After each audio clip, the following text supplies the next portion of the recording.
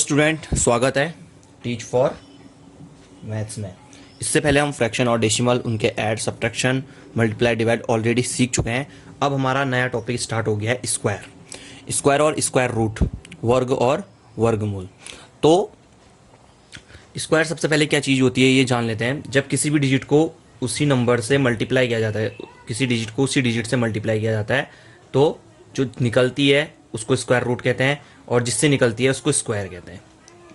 जैसे 2 को 2 से मल्टीप्लाई करेंगे तो 4 इसका स्क्वायर होगा, 3 को 3 से मल्टीप्लाई करेंगे तो 9 इसका स्क्वायर होगा। मैंने ऑलरेडी 8 तक यहाँ पे लिख दिया है। और ऐसी स्क्वायर आते रहते हैं। तो इसको बनाने की सबसे पहले तो 2 मेथड होती हैं स्क्वायर रूट निकालने की। पहली मेथड होती है फैक्टर। फैक्टर में क्या है, जैसे एक डिजिट दे दी मैंने 625, यह किसको इंटू करके, यानी कि ये इस टेबल पे आता है। जैसे 64 है, इसके बाद ये आगे को चलता रहेगा तो एक जगह पे क्या आएगा, 625 आएगा। तो ये किसका स्क्वायर है, किसका स्क्वायर रूट है। तो ये पता करने के लिए जो पहली मेथड है वो है फैक्टर मेथड। फैक्टर मेथड बहुत इजी मेथड है। हमने एलसीएम सीखे हैं। एलसीएम जिसे नहीं आते नीचे डिस्क्रिप्शन पे जाएं, लिंक पे जाएं, वहाँ से एलसीएम सीख लें।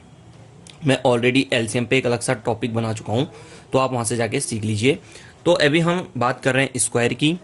स्क्वायर में सबसे पहले एलसीएम लेना पड़ेगा हमको 625 का। तो 625 का हम एलसीएम लेंगे।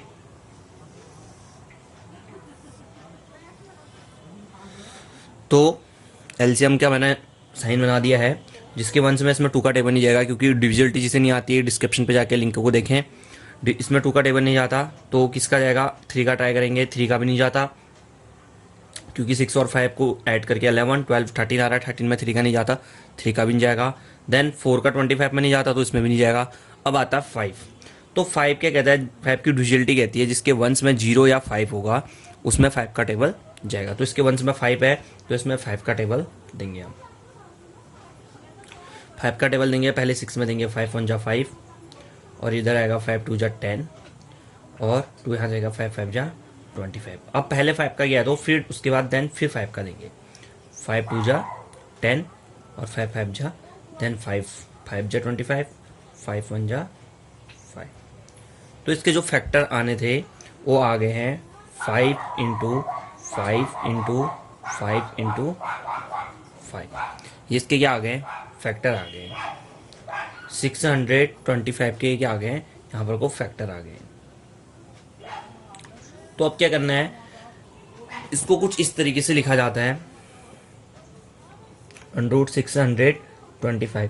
ये जो है इसको बोलते हैं अंडर रूट, यानी कि अंडर रूट, रूट मतलब जड़ होता है, तो अंडर रूट है, अंडर रूट के अंदर है ये डिजिट, तो इसके फैक्टर भी कहाँ आएंगे, अंडर रूट के अंदर आएंगे।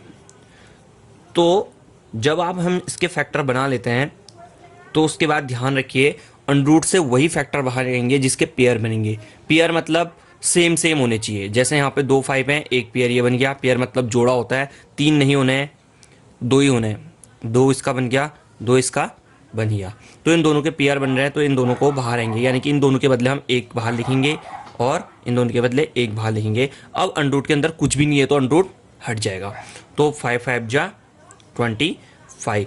तो 25 को 25 का स्क्वायर क्या है, 625 है। 25 को 25 से इंटू करेंगे तो 625 आएगा। तो ये बहुत इजी है। अभी ये पहली मेथड है फैक्टर मेथड।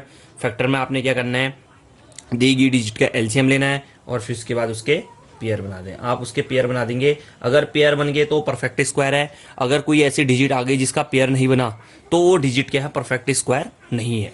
तो परफेक्ट स्क्वायर भी आप यहीं पर को सीख लीजिए। और अगर पेयर बन गए तो क्या है, परफेक्ट स्क्वायर है, और किसका है लास्ट में आपको पता चल जाएगा। तो ऐसी तरह हमारे साथ बने रहिए टीच फॉर मैथ्स में। Thank you so much.